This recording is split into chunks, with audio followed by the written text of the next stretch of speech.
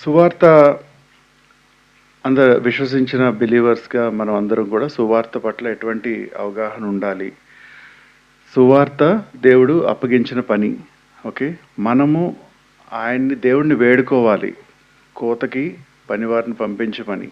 ఎటువంటి యాటిట్యూడ్ కలిగి ఉండాలి, ఎటువంటి మనస్తత్వం కలిగి ఉండాలనేది మనం చూసాము. సువార్త పనిలో ఉన్న ప్రతి విశ్వాసి సువార్త పనిలో ఉండాలని కూడా మనం గ్రహించాము. మనం ఇంకా జీవించేది మన కొరకు కాక మనకై మృతి పొందిన యేసు కొరకే జీవించాలని, సమాధానపరచు పరిచర్య దేవుడు మనందరికీ అప్పగించారని చూసాము. క్రీస్తుకు రాయబారులుగా అందరినీ బతిమలాడుకుంటున్నాం. మనం ఏదో కేవలం చెప్పేవారిలా కాకుండా వారిని బతిమలాడడము, వారికి రుణస్థులుగా మనల్ని మనం పరిగణించుకోవడము, వాళ్ళకి చెప్పకపోతే నాకు గొప్ప నష్టం అన్నట్టుగా పర్సనల్గా తీసుకోవడము, ఇట్లాంటివన్నీ కూడా మన అపోస్తలుల జీవితంలో మనము చూడడం జరిగింది. తర్వాత యేసుక్రీస్తు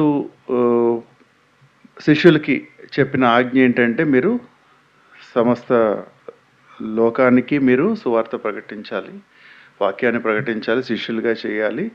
ఇది జనరేషన్స్ తర్వాత కూడా జరుగుతూ ఉండాలి. కేవలం మీ వరకు ఆగిపోకూడదు. అంటే శిష్యులకి ఏదైతే తీసుకున్నారో ప్రతి విశ్వాసి కూడా అది కొనసాగింపుగా దాన్ని తీసుకువెళ్ళాలి. దాని ముఖ్య ఉద్దేశము ఏంటి అంటే, మనం హార్ట్ ఆఫ్ ఎవాంజలిజం, సువార్తలో కేంద్ర స్థానంలో ఉండవలసిన అంశాలు ఏంటంటే, విశ్వాసం వినుట వలన జరుగుతుంది. ప్రతి ఒక్కళ్ళకి కూడా పాపి అనే అవగాహనలోకి రావాలని, ఎవరి వలన రక్షణ కలగదు, యేసుక్రీస్తు వల్ల మాత్రమే అవుతుందని, ఏ విధంగా కన్ఫెస్ చేయాలని. తర్వాత ఎవరు వెళ్ళకపోతే సువార్త ఎట్లా ప్రకటించబడుతుంది? వెళ్ళాలి కదా. దేవుని దృష్టిలో సువార్త ప్రకటించే వారి పాదాలని వర్ణిస్తూ, ఎంతో పర్వతముల మీద సువార్త ప్రకటించే వారి పాదాలు ఎంతో మనోహరమైనవి. ఆయన వర్ణనలో ఆ పనిలో ఉన్న వాళ్ళు చాలా అందంగా కనిపిస్తారని కూడా చూసాము. తర్వాత పౌలు గారి రోమిలికి రాసిన పత్రిక 9:3లో కూడా ఆయన ఎంత మిగతా అన్యుల పట్ల, నశించిపోయే పట్ల, వారి పట్ల ఎంత భారంగా ఉన్నాడంటే, నా సహోదరుల కొరకు నేను క్రీస్తు నుండి వేరే శాపగ్రస్తుడినై ఉండకూడదును. ఒకవేళ నా రక్షణను ఏమన్నా మార్పిడి చేయటం సాధ్యమైతే వారందరి రక్షణ కోసం నన్ను నేను శపింపబడడానికి సిద్ధంగా ఉన్నాను. అంటే ఎంతో గొప్ప ప్రేమతో మాత్రమే ఈ పని చేయగలము. ఇది కొన్ని అపోహలు, కొన్ని భావనలను కూడా మనము ఒకసారి ఆలోచించాం. ఇది ఒక జీవన శైలి అయి ఉండాలి అని, ఏదో ఒక ఈవెంట్కి ప్రిపేర్ అవుతున్నట్టు కాకుండా, ఇది మనం దేవుడిని ప్రకటించడం అనేది మన జీవనశైలి అయిపోవాలి. మనం విత్తడం వరకే మన పని, రిజల్ట్స్ అది దేవునికి అప్పగించాలి అని కూడా అనుకున్నాము. తర్వాత ఇవి డిబేట్లలో పాల్గొనడము, మనకు ఉన్న థియలాజికల్ నాలెడ్జ్ని డిస్ప్లే చేయడం లాంటి అది సువార్తకి సంబంధం లేదని కూడా చెప్పాం. తర్వాత కొన్ని అంశాలు ఎందుకు మనం సువార్త ప్రకటించలేకుండా మనల్ని ఏమి ఆపేస్తున్నాయి, మన అవగాహన లోపం వల్ల కూడా మనం ఆ పనిలో పూనుకోకుండా మనం ఆగిపోతున్నాం అనే అంశాలను కూడా చూసినప్పుడు, చాలా సంఘాల్లో అన్యుల పట్ల ఒక వ్యతిరేకత సంఘాల్లో పెరగటం కూడా ఒక కారణం. మీరు ఎక్కువ అన్యులతో తిరగకుండా మనమే ఫెలోషిప్స్, మనకి మొత్తం టైం, ఎనర్జీ మొత్తం అంతా కూడా బయట వాళ్ళకి ఏమి కేటాయించకుండా కేవలం మనమే ఆక్యుపై అయిపోవడం వల్ల కూడా వారికి క్వాలిటీ సమయం ఇవ్వలే. అలా అయిపోయినప్పుడు వారికి ఎవరు చెప్తారు? అదొకటి చూసాం. తర్వాత లోకం అంటే ఒక వ్యతిరేక భావం, లోకానుసారిగా ఉండద్దు, అదంతా కరెక్టే. కానీ లోకం, మనకు తెలియకుండా లోకం పట్ల ఒక వ్యతిరేకత పెరిగే ప్రమాదం ఉందని కూడా, దాన్ని ఎట్లాగా మనం అధిగమించాలని కూడా చూసాం వాక్యంలో. యేసుక్రీస్తు గారి ఉదాహరణ చూసుకున్నాం, పౌలు గారు చెప్పిన మాటలు కూడా చూసుకున్నాం. యేసుక్రీస్తు ఎక్కడ కనిపించేవాడు? పాపుల మధ్య తిరుగుతూ ఉండేవాళ్ళు, వాళ్ళతో తింటూ ఉండేవాళ్ళు, వాళ్ళతో పడుకుంటూ ఉండేవాళ్ళు. ఆయన ఎగ్జాంపుల్గా తీసుకొని మనకి అట్లాంటి అపోహలు, తప్పుడు అవగాహనలు ఏమైనా ఉంటే దాన్ని కరెక్ట్ చేసుకోవడానికి ప్రయత్నం చేశాం.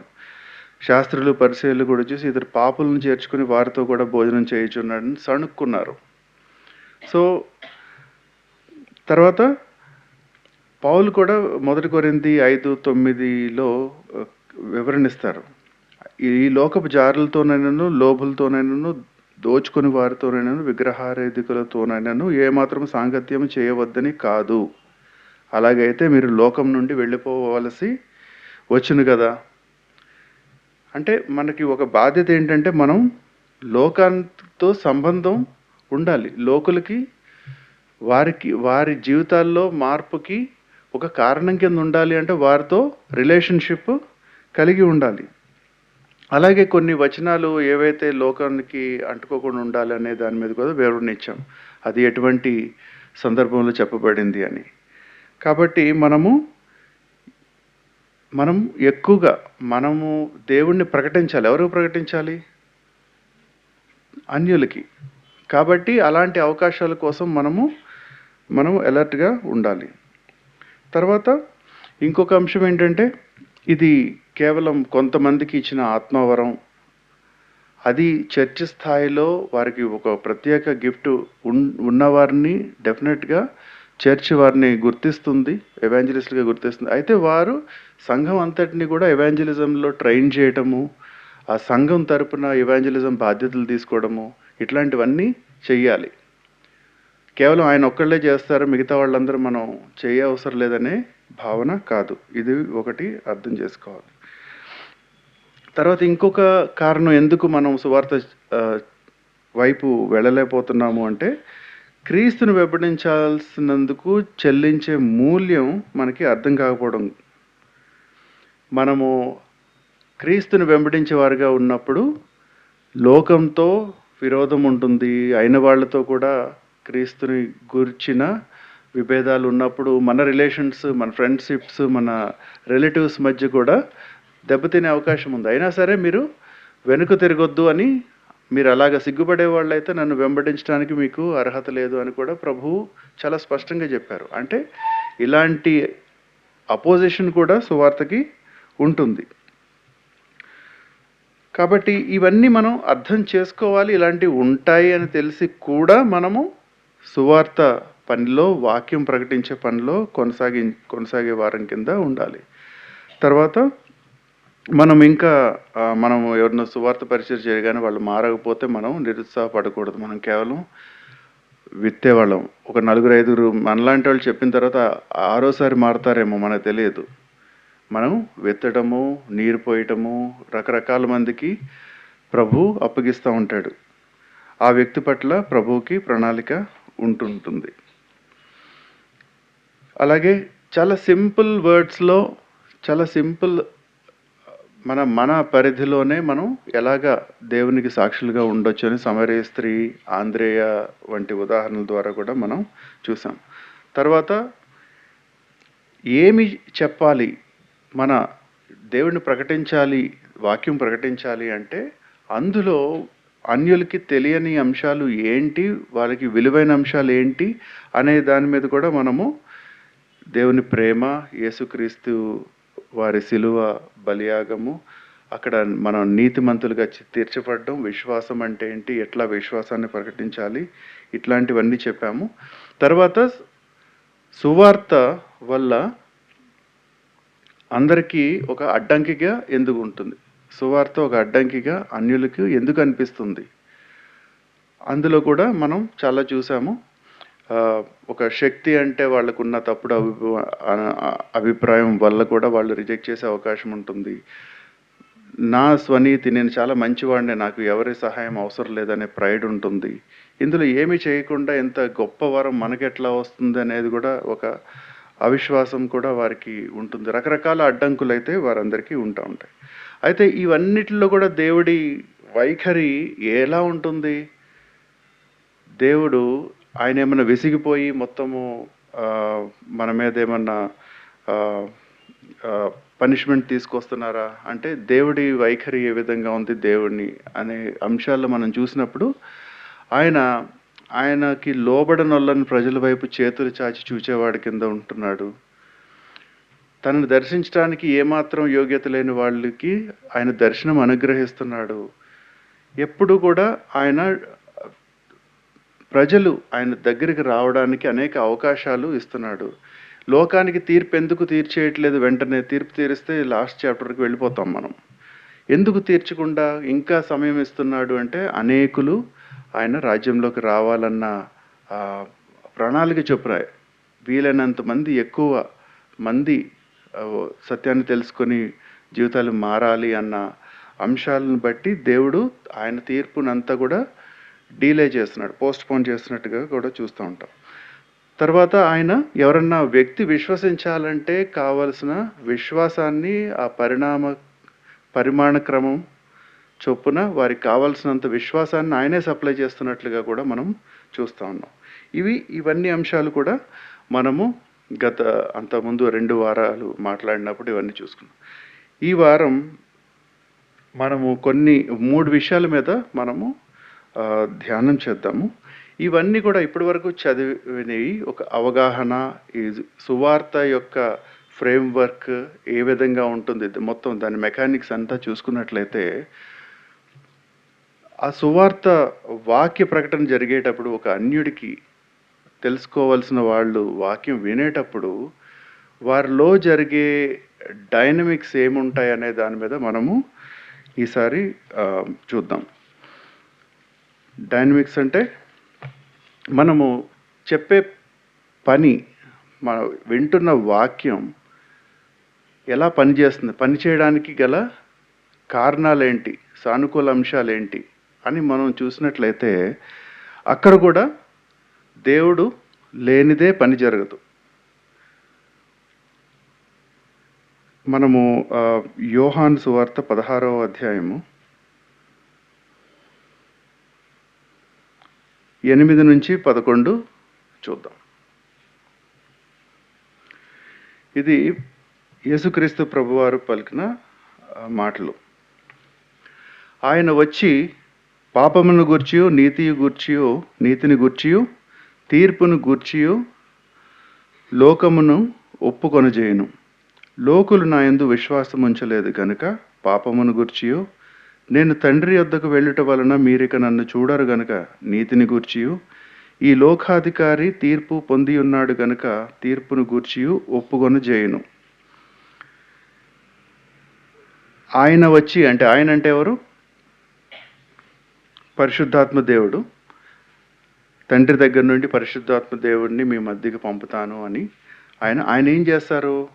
ఆయన వచ్చి ఈ 3 విషయాల మీద ఆయన మీకు ఒప్పుకొన చేస్తారు. ఈ 3 చాలా ముఖ్యమైనవి. లోకులు నా యందు విశ్వాసం ఉంచలేదు గనక పాపము గురించి ఒప్పుకొన చేయను.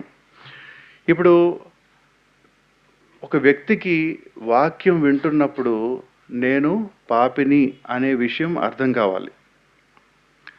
అది చాలామంది మనం అనుకుంటాం, చాలా తప్పుల్లో ఉన్నవాళ్ళు, పాపాలు ఉన్నవాళ్ళు వాళ్ళకి వెంటనే అర్థమవుద్ది అనుకుంటాం. కానీ చాలా స్వనీతి చొప్పున చాలా మంచి, మనకంటే 10 రెట్లు 100 రెట్లు మంచి వాళ్ళు కూడా ఉన్నారు.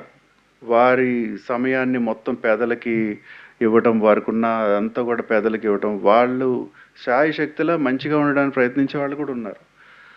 వాళ్ళకి సువార్త అవసరమా? తప్పనిసరిగా అవసరం. ప్రతి ఒక్కళ్ళకి కూడా అవసరం. అలాంటి వారికి కూడా నేను పాపిని అనే గ్రహింపు రావాలి అంటే ఎవరు పనిచేయాలి? ఇక్కడ పరిశుద్ధాత్మ దేవుడే. ఇప్పుడు మనం ఏ వాక్యం వినే ముందు ప్రార్థన ఏమని చేస్తాం? మీ వాక్యం శక్తిగా నన్ను తాకేలా చేయండి, నా హృదయాన్ని ఓపెన్ చేయండి, నాకు అర్థం చేసుకునే శక్తిని ఇవ్వండి. అవన్నీ ప్రార్థన చేసినప్పుడు ఇవన్నీ పరిశుద్ధాత్మ దేవుని యొక్క కార్యం. ఇప్పుడు ఒక 2 వ్యక్తులు, ఒక విశ్వాసి ఒక అన్యుడికి సంభాషణ జరుగుతుంది, దేవుని గురించి వాక్య ప్రకటన జరుగుతుంది అనుకుందాం. అప్పుడు అక్కడ తప్పనిసరిగా దేవుడు ఉండాలి. పరిశుద్ధాత్మ దేవుడు జోక్యం లేకుండా చెప్పేవాడు సరిగ్గా చెప్పలేడు, విన్నది కరెక్ట్ అయినా సరే వినేవాడికి గ్రహణలోకి రాకపోవచ్చు. కాబట్టి ఆ సువార్త ఎక్స్చేంజ్, ఆ కమ్యూనికేషన్, ఆ కాన్వర్జేషన్, సంభాషణలో పరిశుద్ధాత్మ దేవుడు ఆయన ఒప్పుకొన చెయ్యకపోతే అది ఫలితం లేదు. పరిశుద్ధాత్మ దేవుడు ఎంతసేపు కూడా నీలో నేను పాపిని, నాలో ఇది లేదు అనేది మనకి వస్తుంది, మనకి హృదయంలోకి వస్తుంది, మనకి తలంపు వస్తుంది అంటే ఆ వినేవాళ్ళకి వస్తుంది. అవును, కరెక్టే, మీరు చెప్పింది కరెక్టేనండి, అవును, ఇలాగైతే కేవలం పైకి మంచి కనిపిస్తాం కానీ లోపల అంత కుళ్ళు ఉంటుంది అనేది ఒప్పుకుంటున్నారు అంటే అది దేవుని యొక్క కార్యం అక్కడ జరుగుతున్నట్లు. అపోస్తలు కార్యాల్లో 2:37 చూసినట్లయితే, వారు ఈ మాట విని హృదయంలో నొచ్చుకొని, సహోదరులారా మేమేమి చేతుమని పేతురును కడమ అపోస్తలులను అడుగగా, పరిశుద్ధాత్మ దేవుడు ఆ పెంతెకోస్తు దినాన్న అందరినీ ఆవరించినప్పుడు, వాళ్ళు ప్రవచించినప్పుడు అనేకులు అర్థమైపోయింది, మేము పాపులం, మాకు ఇంకా దిక్కు లేదు, మేము నాశనానికి వెళ్ళవలసింది, మేమేం చేయాలి అనేది వాళ్ళ భాషల్లో వాళ్ళకి అర్థమైపోయింది. ఇది ఎట్లా సాధ్యమైంది? పరిశుద్ధాత్మ దేవుని కార్యం వల్ల. అలాగే 2 కొరింథీ 7:10లో దైవ చిత్తానుసారమైన దుఃఖము రక్షణార్థమైన మారు మనస్సును కలుగజేయును.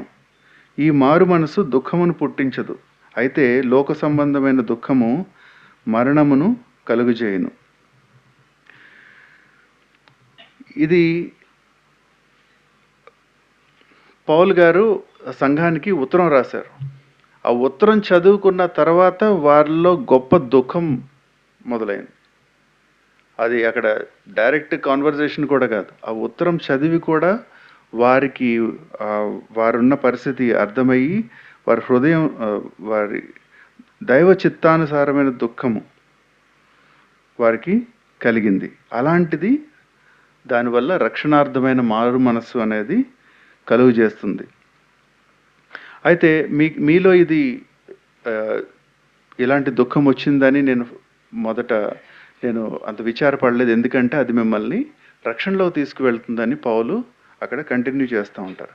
కాబట్టి ఎవరన్నా వ్యక్తి హృదయంలో కలవరము, నొచ్చుకోవడము, డిస్కంఫర్ట్ వచ్చి ఇవన్నీ జరుగుతుందంటే పరిశుద్ధాత్మ దేవుడు వారికి ఒప్పుకొని చేస్తున్నాడు. అరే, నేను ఇక్కడ తప్పు వెళ్ళిపోయాను, ఇప్పుడు దాకా నేను అనుకున్నది తప్పు జరిగింది, ఇక్కడ నేను కాబట్టి పాపాన్ని గురించి ఒప్పుకొని చేసే పని కేవలం పరిశుద్ధాత్మ దేవుడు మాత్రమే చేస్తారు.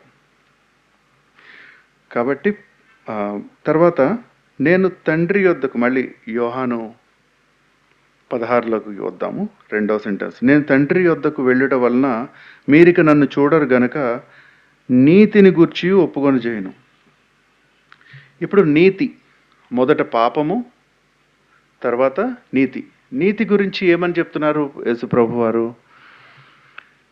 నేను తండ్రి యొద్దకు వెళ్ళటం వల్ల మీరు ఇక నన్ను చూడరు. ఇప్పుడు దాకా నేను నాతో స్వయంగా సంభాషిస్తున్నారు, నన్ను వింటున్నారు, నన్ను ముట్టుకుంటున్నారు, నాలో దేవుని నీతి ఉందని మీరంతా స్వయంగా అనుభవిస్తున్నారు. అయితే ఇక నేను వెళ్ళిపోవలసి ఉంటుంది. అప్పుడు పరిశుద్ధాత్మ దేవుడు మీ నీతిని గురించి ఒప్పుకొని చేసే పని ఆయన చేస్తారు.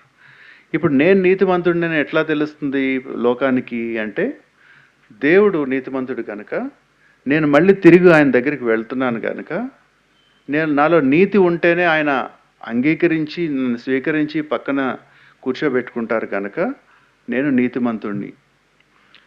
కాబట్టి నేను వెళ్ళిపోతున్నాను. ఈ విషయాన్ని బట్టి మీ అందరిలో కూడా నీతి అంటే ఏంటి అని ఒప్పుకొని చేయటానికి పరిశుద్ధాత్మ దేవుడు సహాయం చేస్తాడు. పాపం గురించి అవగాహన వచ్చిన తర్వాత, తెలుసుకున్న తర్వాత వెంటనే ఇంకోటి ఏంటంటే, అవును నేను పాపిని, మరి తర్వాత నేను ఏమవ్వాలి? నీతివంతుగా తీర్చబడాలి. నీతి అంటే ఏంటి అనేది అర్థమవుతుంది. అప్పటికి వినేవాళ్ళకి ఇలాంటి నీతి నేను పొందాలి అన్న కోరిక మొదలవుతుంది. అరే! ఇప్పుడు దాకా నేను దరిద్రమైన పరిస్థితుల్లో ఉన్నాను. ఇందులోంచి విముక్తుడినవ్వాలి అన్న కోరిక హృదయంలోనే వారికి ప్రార్థనలాగా నన్ను పరిశుద్ధునిగా చెయ్యి, నీతిగా చెయ్యి అనే కోరిక వాళ్ళందరికీ కూడా దేవుడు లాంటి నీతి నాకు రావాలి అన్న కోరిక కలుగుతుంది. అలాగా అట్రాక్ట్ చేసేది ఎవరు అంటే ఆ సంభాషణలో ఆ వినేవారికి పరిశుద్ధాత్మ దేవుడు. యోహాను 15:26లో చూసుకున్నట్లయితే దీనికి కొన్ని సపోర్టింగ్ వర్సెస్, మళ్ళీ ఇదే వచనానికి వెళ్తాము. ఆయన నన్ను గురించి సాక్ష్యమిచ్చును. ఫిలిప్పీ 3:9లో క్రీస్తుని సంపాదించుకొని ధర్మశాస్త్ర మూలమైన నా నీతిని గాక క్రీస్తునందలి విశ్వాసము వలనైన నీతి, అనగా విశ్వాసమును బట్టి దేవుడు అనుగ్రహించి నీతి గలవాడినై ఆయన యందు అగుపడు నిమిత్తం. అంటే నీతి రెండు రకాలుగా ఉంది. ఒకటి ఏంటంటే ధర్మశాస్త్రాన్ని అనుసరించి అందులో రూల్స్, రెగ్యులేషన్స్, ట్రెడిషన్స్ అన్నీ పాటించటం వల్ల వచ్చే నీతి, నేనంతా దీనికి కాంప్లై అయ్యాను అన్న ఒక సెన్స్ ఆఫ్ నీతి. అది మనుషులు చేసేది లోక సంబంధమైనది నీతి అన్నమాట. దానికి వ్యతిరేకంగా దానికి వేరుపడి దేవుని నీతి వస్తుంది. ఎట్లా వస్తుంది? దాన్ని రెండు విధాలుగా చెప్తా ఉంటారు, imputed righteousness and imparted righteousness అని. ఒకటి మనకి ఆపాదింపబడిన ప్రేమ. దేవుని ప్రభువుని విశ్వసించి మన విశ్వాసం ప్రకటించిన వెంటనే ఏమవుతుంది? సువార్తకి రెస్పాండ్ అయిన ఎన్నిసార్లు, ఎన్ని నెలలకి కార్యం జరుగుతుంది మనకి? అప్పుడే, అదే టైంలో. ఇదంతా డైనమిక్గా ఉంటుంది.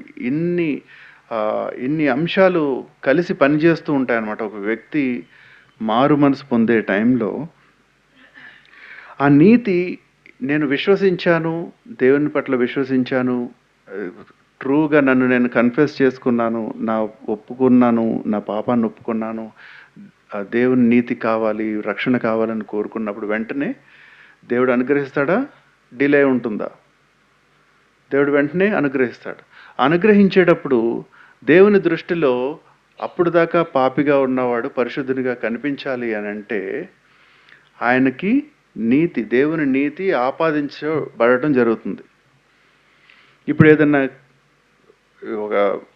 అంత మంచి ఎగ్జాంపుల్ కాదు కానీ, ఒక క్రెడిట్ కార్డ్ తీసుకోవాలి అని అనుకుంటే వాళ్ళంతా చెప్తూ ఉంటారు, మీరు కార్డ్ తీసుకోవడంతో ఇన్ని రివార్డ్ పాయింట్స్ మీకు పర్చేజెస్ ఏం చేయకపోయినా సరే మీకు అకౌంట్లో ఉంటాయి, దాన్ని మీరు రిడీమ్ చేసుకోవచ్చు అని. తర్వాత ఏమవుతుంది? ఆ కార్డు వాడే కొలది మనకి పాయింట్స్ పెరుగుతూ ఉంటాయి. ఒకటి ఆపాదించబడిన నీతి ఏంటంటే, మనం విశ్వాసం చొప్పున మనకి దేవుడు ఆపాదించే నీతి. దాని తర్వాత మనం పరిశుద్ధపరచబడే ప్రక్రియలో, శాంక్టిఫికేషన్ ప్రాసెస్లో, ఆ ప్రాసెస్లో ఫెయిల్ అవ్వకుండా ముందుకు వెళ్ళటానికి కూడా పరిశుద్ధాత్మ దేవుడు మనకి నీతిని అనుగ్రహిస్తూ ఉంటారు. ఆ నీతి వల్లే మనం పరిశుద్ధపరచబడుతూ ఉంటాం. శాంక్టిఫికేషన్కి అట్లా ఇంపార్టెడ్ రైటియస్నెస్ చాలా ముఖ్యం. సో ఈ రెండు కూడా మనం కష్టపడి సంపాదించుకున్నవి కాదు, అవి దేవుని కృపచేత మాత్రమే మనకి వచ్చేవి. అబ్రహాము దేవుని నమ్మెను, అది అతనికి నీతిగా ఎంచబడెను. ఇది మనం చాలా సార్లు విన్నాం. పని చేయవానికి జీతము రుణమే కానీ దానమని ఎంచబడదు. రోమీయులకు రాసింది 4:3 చూస్తున్నా.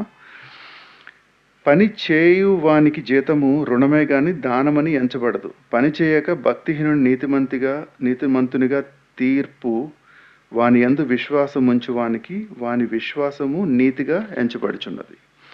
కాబట్టి వారికి గొప్ప కుతూహలం, ఎట్లాగే నీతివంతుడిగా ఉండడం అనేది, దేవుని నీతి మనకి ఎట్లా వస్తుంది, ఇంత ఉచితంగా వస్తుందా, ఇవన్నీ తెలుసుకున్న తర్వాత వారిలో నాకు ఇట్లాంటి నీతి కావాలనే గొప్ప కోరిక, ప్రార్థన అనేవి మొదలవుతూ ఉంటాయి. ఎవరైనా విశ్వాసి ఈ రెండు రకాల నీతిని కలిగి ఉన్న జీవనశైలిలో ఉంటారో అలాంటి వారు చేసే పని చాలా ఎఫెక్టివ్గా ఉంటుంది. కేవలం 4 మాటలు వల్లించడం కాదు కానీ, ఇది వారి జీవనశైలి అయినట్లయితే, ఇలాంటి నీతి చెప్పే వారిలో ఉన్నట్లయితే ఫలితాలు వేరేలాగా ఉంటాయి. చాలా తక్కువ మంది ఇలాంటి జీవనశైలి కలిగి ఉంటారు. ఇంకా మూడో పాయింట్కి వచ్చేటప్పటికి, ఈ లోకాధికారి మరలా యోహాను 16, ఈ లోకాధికారి తీర్పు పొంది ఉన్నాడు గనుక తీర్పును గురించి ఒప్పుకొని చేయను. ఇప్పటి వరకు పాపి అనేది తెలిసింది. పాపం నుంచి విడుదలయ్యి మంచిగా కనిపించాలి దేవుని సమక్షంలో అంటే దేవుడు అనుగ్రహించే నీతి గురించి అర్థమైంది. దాని తర్వాత ఇదంతా ఎప్పటి వరకు ఉంటుంది?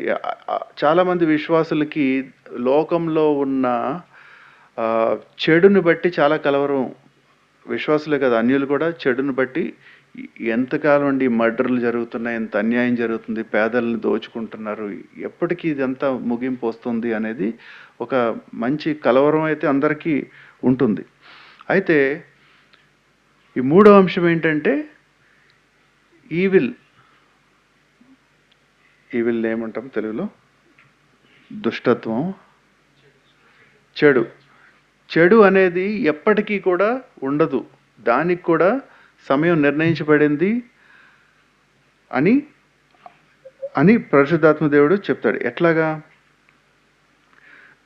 యేసు ప్రభువు మరణాన్ని జయించారు, తిరిగి పునరుద్ధరణయ్యాడు.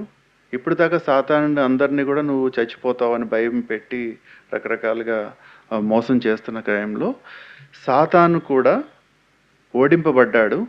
సాతాను మీద ఆల్రెడీ తీర్పు ఇచ్చేయబడింది అన్న సత్యాన్ని తెలుసుకున్నప్పుడు విశ్వాసికి గొప్ప ఆదరణ. ఇలాంటి చెడు, ఈవిల్, దుష్టత్వం ఎప్పటికీ ఉండదు, ఆ దుష్టుడు ఓడింపబడ్డాడు అన్న సత్యం వల్ల వారు ఇంకా ధైర్యంగా ముందు అడుగులు వేయటానికి పరిశుద్ధాత్మ దేవుడు ఎంతో సహాయం చేస్తాడు. అప్పుడే ఇవన్నీ వింటున్న వారికి చెడు మీద ఆల్రెడీ మన ప్రభు యుద్ధం చేసి జయించాడు. నేను విజయుడిని నేను అనుసరిస్తాను, వెంబడిస్తాను అన్న ఒప్పుకోలు ఇవన్నీ కూడా ఆ విశ్వాసి జీవితంలో జరుగుతాయి. కాబట్టి ఒకళ్ళు చెప్తున్నారు, వింటున్నారు, దేవుని వాక్యం వింటున్నప్పుడు వినేవాళ్ళు సరిగ్గా స్పందించడానికి పరిశుద్ధాత్మ దేవుడు లేకపోతే ఇవేమీ జరగవు. అపోస్తల కార్యాలు 1:8 పరిశుద్ధాత్మ మీ మీదకి వచ్చినప్పుడు మీరు శక్తి నొందెదరు, భూ దిగంతముల వరకును నాకు సాక్షులై ఉందరు. ఈ అన్ని చేయడానికి దేవుని శక్తి మనకు వస్తుంది. విజయుడైన దేవుని యేసుక్రీస్తు యొక్క శక్తి మనకు రావటం వల్ల మనం గొప్ప గొప్ప కార్యాలు దేవుని నామంలో చేయడానికి కూడా పూనుకోగలుగుతున్నాం. ఎందుకంటే మరణాన్ని జయించారు, అందరినీ, లోకాన్ని అంతటిని భయపెట్టే మరణాన్ని జయించారు. మనకు కూడా మరణం లేదు. ఆయన నీతిలో మనకి పాలు ఉంది, ఆయన పునరుద్ధానంలో కూడా మనకు పాలు ఉంది. అలాంటి సత్యాలు విన్నప్పుడు ఒక విశ్వాసికి గొప్ప నిరీక్షణ, గొప్ప ధైర్యం అనేది ఆయన జీవితంలో వస్తుంది.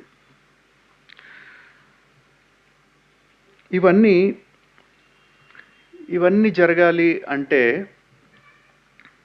అక్కడ ముగ్గురు కనీసం ఉండాలి. చెప్పేవారి మాటల్ని శక్తిగా చేయడానికి చెప్పేవారిని బలపరిచే పరిశుద్ధాత్మ దేవుడు, ఆ వాక్యాన్ని స్వీకరించి దాన్ని అర్థం చేసుకొని దాన్ని అన్వయించుకొని దాని ఒప్పుకోల్లోకి వెళ్ళి జీవితాన్ని సమర్పించుకునే ఈ మార్పు జరిగే ప్రక్రియ మొత్తంలో అక్కడ పరిశుద్ధాత్మ దేవుడు ఉంటే తప్ప దానికి ఉపయోగం లేదు. కానీ చాలాసార్లు మూడో వ్యక్తి ఉండరు. చెప్పేవాడు చెప్తూ ఉంటాడు, వినేవాడు వింటాడు, అక్కడితో అయిపోతుంది. ఉదాహరణలు లేవా? ఇట్లా చాలా ఉదాహరణలు ఉన్నాయి. అసలు మనం సువార్త చెప్పడానికి పూనుకున్నప్పుడు దేవుడు మనతో రావడానికి ఇష్టపడుతున్నాడా లేదా కూడా చూడాలి. దేవుడు మనతో రావడానికి ఇష్టపడుతున్నాడు అంటే మనలో ఎలాంటి లక్షణాలు, ఎలాంటి జీవనశైలి ఉంటేనే మనం నిశ్చయంగా చెప్పగలం దేవుడు నాతో పాటు వస్తున్నాడు, నన్ను బలపరుస్తున్నాడు. వినేవాడిలో కూడా కార్యం చేస్తున్నాడని తెలుస్తుంది. లేకపోతే ప్రభువా మీ నామంలో మేము దెయ్యాలు వెళ్ళగొట్టలేదా, స్వస్థతలు చేయలేదా, సువార్త కూడా 100 మంది చెప్పలేదా అంటే, నువ్వు సువార్త చెప్పేటప్పుడు నాకు రిజిస్టర్ అవ్వలేదు, నేను లేనేమో, బహుశా మీ ఇద్దరు ఉండుంటారు అనుకున్నా అంటారు. అంతే కదా. ప్రతిదీ దేవుని తోడ్పాటు లేకుండా అప్పుడు చాలామంది స్వస్థతలు చేశారు, మహిమలు చేశారు, గొప్ప గొప్ప కార్యాలన్నీ, దెయ్యాలు వెళ్ళగొట్టారు, అవన్నీ చేశారు. సువార్త కూడా పాసిబుల్. అందరికీ ఒక 100 మందికి 200 మంది సువార్త కూడా పటపటా చెప్పేశాను అని అంటే, చెప్పినట్టు నాకు తెలియదే, నువ్వు చెప్పేటప్పుడు నేను బలపరచడానికి నీ పక్కన నేను లేను, నీవు ఎవరు చెప్పావో వాడిలో పనిచేయడానికి నేను కూడా లేను అనే పరిస్థితి కూడా ఉంటుంది. కాబట్టి ఎలాంటి జీవనశైలి ఉండాలి, దేవుడు పనిచేయాలి అనుకుంటే చెప్పే వాళ్ళ జీవనంలో కూడా మనకి కొన్ని అంశాలు చాలా ముఖ్యం. మత్తయి 5:16లో నేను క్విక్గా వెళ్తాను. 5:16లో మనుష్యులు నీ సత్క్రియలు చూచి అది పరలోకమందున్న మీ తండ్రిని మహింపరచునట్లు వారి ఎదుట మీ వెలుగును ప్రకాశింపనీయుడి. మీ జీవితం ఎంత ప్రకాశవంతంగా ఉండాలి అంటే వాళ్ళు అట్రాక్ట్ అవ్వాలి, మీ జీవితంలో దేవుడు కనిపించాలి. అప్పుడు అలాంటి పరిస్థితుల్లో మనం చెప్పేది అవన్నిట్లు కూడా ఒక అర్థము లేకపోతే ఫలితం ఉంటుంది. ఇప్పుడు మనం ఒక వ్యక్తితో మాట్లాడుతుంటే ఆ వ్యక్తి మన కళ్ళల్లో చూసేటప్పుడు మనం షేర్ చేసే సందేశం కనిపించకూడదు, మన జీవితం ఏ సత్యం మీద ఆధారపడి జీవిస్తున్నామో అనేది ఆ కన్విక్షన్ కనిపించాలి. ఈ కన్వేయింగ్ ఆఫ్ వర్డ్స్ కనిపించకూడదు, కానీ మన కన్విక్షన్ అనేది కనిపించాలి. అప్పుడు వారికి ప్రత్యేకంగా వారికి అర్థమవుతుంది, ఇతను మాట్లాడేది జీవించేది ఒకటే, జీవితం అంతా కూడా ఈ సత్యం మీద ఆధారం చేసుకుని ఉన్నాడు అనేది ఒప్పుకోలికి ఇవన్నిటికి దోహదపడతాయి ఆ వినేవాళ్ళలో.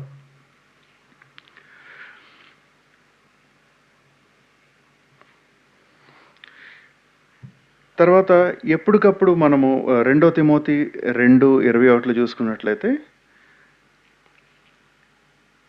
తన్ను తాను పవిత్ర పరచుకొనిన ఎడల వాడు పరిశుద్ధపరచబడి యజమానుడు వాడుకొనుటకు అర్హమై ప్రతి సత్కార్యమునకు సిద్ధపరచబడి ఘనత నిమిత్తమైన పాత్రయై ఉండును. కాబట్టి మనము ఆయనకి యోగ్యంగా ప్రతిసారి మనల్ని మనం చెక్ చేసుకోవాలి, ఆయనకి యోగ్యమైన పాత్రగా ఉంటున్నామా అని. ఎప్పటికప్పుడు మనం పరిశుద్ధపరచబడుకోవాలి. ఓకే, అప్పుడు యజమానుడు ఆయన రకరకాల పనులకి మనల్ని వినియోగించుకోవడానికి యూస్ఫుల్ వెజల్ లాగా, అనుకూలమైన పాత్రగా మనం ఉంటాం. తర్వాత మీరు లోకానికి ఉప్పై ఉన్నారు. ఉప్పు నిస్సారమైతేనే అది దేనికి ఉపయోగపడదు. సారవంతం అంటే ఏంటంటే మిగతా చుట్టుపక్కల ఉన్న వాళ్ళందరి జీవితాలని ఒక పర్పస్ఫుల్గా, ఒక ఉద్దేశం కలిగిన జీవనాలుగా మార్చేంత శక్తి ఇవన్నీ. ఫిలిప్పీ 2:16లో కూడా అట్టి జనము మధ్యను మీరు జీవవాక్యమును చేతపట్టుకొని లోకమందు జ్యోతుల వలె కనపడుచున్నారు. జనాల మధ్యలో మనం నుంచుంటే దేవునికి ఎలా కనిపించాలి? జీవవాక్యాన్ని చేతపట్టుకొని లోకమందు జ్యోతుల వలె కనిపించాలి. ఇలాంటి జీవనశైలి ఉంటే మనము వాక్య ప్రకటన చేసేటప్పుడు దేవుడు మధ్యలో ఉండి ఆ కార్యాన్ని సఫలీకృతం చేస్తారు. లేకపోతే ఇద్దరే మాట్లాడుకుంటూ ఉంటారు, కాలక్షేపం అవుతుంది. తర్వాత ఇంకొక యాటిట్యూడ్ ఏంటంటే, మనము యోధాపత్రిక 23వ వచనం చూసుకున్నట్లయితే, అగ్నిలో నుండి లాగినట్టు కొంతమందిని లాగుడి అంటే ఈ పని యొక్క అర్జెన్సీ ఏంటి, దాని ముఖ్యత ఏంటి, అది ఎంత త్వరగా జరపబడాలి అనేది మన హృదయంలో ఎప్పుడు ఆ భారం ఉండాలి. ఇలాంటివి ఉన్నప్పుడు మనకి కోరిక సువార్త ప్రకటించాలన్న కోరిక, మనకి భారం మన అనుదిన జీవనశైలిలో భాగమైపోయి ఉంటాయి. మనం అప్పుడు వెంటనే అతను పాజిటివ్‌గా రెస్పాండ్ అవ్వనప్పటికీ కూడా చాలా తర్వాత కూడా పని జరగొచ్చు. ఇంకొకటి మూడవ అంశం, చివరి అంశం ఏంటంటే సంఘం యొక్క బాధ్యత ఇందులో సువార్త ప్రక్రియలో ఏ విధంగా ఉండాలి అని చూసినట్లయితే 2 తిమోతి 4:2లో పౌలు తిమోతికి చెప్తూ ఉంటారు. దేవుని ఎదుటను సజీవులకును మృతులకును తీర్పు తీర్చు క్రీస్తు యేసు ఎదుటను ఆయన ప్రత్యక్షత తోడు ఆయన రాజ్యము తోడు నేను ఆనబెట్టి చెప్పున్నదేమనగా వాక్యం ప్రకటించుము, సమయమందును అసమయమందును ప్రయాసపడము. మీరు సంఘం ఎప్పుడు కూడా వాక్యాన్ని ప్రకటించే పనిలో ఉండాలి. వీలైనంత లోతుగా, వీలైనంత ఎక్కువ వాక్యాన్ని అందించే ఏజెన్సీ కింద, సంస్థ కింద సంఘం ఉండాలి. అది అందరికీ అర్థమవుతుంది. చాలా సంఘాల్లో మీరు ఇంత లోతుగా వెళ్ళి చెప్పొద్దండి, మనకు మనోళ్ళకి అర్థం కాదని చెప్తూ ఉంటారు. లేకపోతే ఇంతసేపు పావుగంట 20 నిమిషాలు ఎక్కువ తీసుకోవద్దండి అని కూడా ఆపేస్తారు. వారికి ఆ టైం టేబుల్ ముఖ్యం. ఎంకరేజ్ కూడా చేయాలి. ఎందుకంటే వారికే విశ్వాసం లేదు, పరిశుద్ధాత్మ దేవుడు ఎంత లోతుగా వెళ్ళి చెప్పినా సరే వారి హృదయాల్లో అర్థం చేసుకునేలా చేయగలరు అన్న నమ్మకం వారు కనబరచరు. అలాగే చాలామంది మనల్ని గాస్పల్ మీటింగ్స్కి పిలుస్తూ ఉంటారు. మా ఆఫీస్లో గాస్పల్ చెప్పండి, క్రిస్మస్కో సంథింగ్ అట్లా పిలిచినప్పుడు కూడా మీరు పైన చెప్పండి, మరీ లోతుగా వెళ్ళొద్దు అంటూ ఉంటారు. సో ఇవన్నీ కూడా రకరకాల అడ్డంకులు. కాబట్టి పౌలు గారు తిమోతికి ఏం చెప్తున్నారంటే వాక్యం ప్రకటించండి, చాలా అవసరం. అది సమయమందుని ఏ సమయంలో అయినా సరే వాక్యం చెప్పడానికి అనువైన వాళ్ళని తయారు చేయండి, మీరు ఆ పద్ధతిలోకి వెళ్ళండి. తర్వాత అపోస్తల కార్యాలు 8లో 1 నుండి 8 త్వరగా చదువుదాము. ఆ కాలమందు యెరూషలేములో సంఘమునకు గొప్ప హింస కలిగినందున అపోస్తలులు తప్ప అందరూ యూదయ సమరయ దేశముల యందు చెదిరిపోయిరి. భక్తిగల మనుష్యులు స్టెఫెనును సమాధి చేసి అతనిని గూర్చి బహుగా ప్రలాపించిరి. సౌలైతే ఇంటింటా జొచ్చి పురుషులను స్త్రీలను ఈడ్చుకుని పోయి చెరసాలలో వేయించి సంఘమును పాడు చేయుచుండెను. కాబట్టి చెదిరిపోయిన వారు సువార్త వాక్యమును ప్రకటించుచు సంచారం చేసిరి. అప్పుడు ఫిలిప్పు సమరయ పట్టణము వరకు వెళ్ళి క్రీస్తును వారికి ప్రకటించుచుండెను. జనసమూహములు విని ఫిలిప్పు చేసిన సూచక క్రియలను చూచినందున అతడు చెప్పిన మాటల యందు ఏక మనస్సుతో లక్ష్యముంచగా అనేకులను పట్టిన అపవిత్రాత్మలు పెద్ద కేకలు వేసి వారిని వదిలిపోయిను. పక్షవాయువు గలవారును కుంటివారును అనేకులు స్వస్థత పొందిరి. అందుకు ఆ పట్టణంలో మిగుల సంతోషము కలిగెను. ఇది మొదటి వచనంలోనే గొప్ప హింస కలిగింది, 8వ వచనంలోనేమో గొప్ప సంతోషం కలిగింది.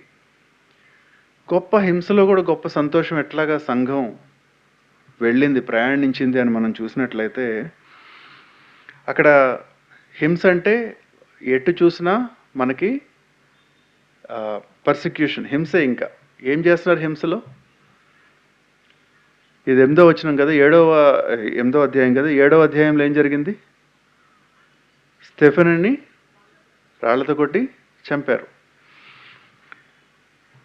అతన్ని సమాధి చేసి చచ్చిపోయేవాళ్ళు చచ్చిపోతున్నారు, వాళ్ళని సమాధులు చేయటము, వాళ్ళ కొరకు ఏడవటం జరుగుతుంది. వీళ్ళ సహోదరులను చాలామంది ఈరోజు ఉన్న వాళ్ళని నిన్న మనతో ఉన్నారు, ఈరోజు చూసారు, అందులో సగం మంది చెరసాల్లో వేయబడుతున్నారు. బోల్డ్ అంత హింస, బోల్డ్ అంత అవరోధం అంతా జరుగుతుంది. అప్పుడు యెరూషలేము నుంచి ఎక్కడికి వెళ్ళిపోతున్నారు వీళ్ళు? యోదయ, సమరయ, రకరకాల దిక్కులకు వెళ్ళిపోతున్నప్పుడు వెళ్ళిపోతూ ఏం చేస్తూ ఉన్నారు? 4వ వచనం, చెదిరిపోయిన వారు సువార్త వాక్యమును ప్రకటించుచూ సంచారం చేశారు. పారిపోవడంలో కూడా ఆ సువార్తను అనేది వదల్ల. వాళ్ళు వెళ్ళిన గ్రామంలో సువార్త చెప్పేస్తున్నారు. అక్కడ 2 రోజులు ఉంటున్నారు. మళ్ళీ పారిపోతున్నారు. ఇంకో చోట సువార్త చెప్తున్నారు. అఖండ పారిపోతున్నారు. చెదరగొట్టబడుతున్నా సరే సువార్త ఆగలేదు. అది సంఘం.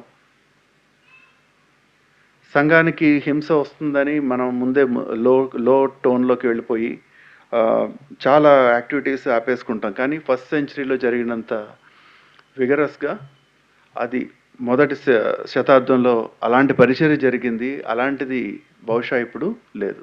అలా జరగడం వల్లనే గొప్పగా సువార్త ప్రపంచవ్యాప్తం అంతా కూడా అయింది. కాబట్టి సంఘం యొక్క బాధ్యత ఏంటంటే వాక్యాన్ని ప్రకటించటము.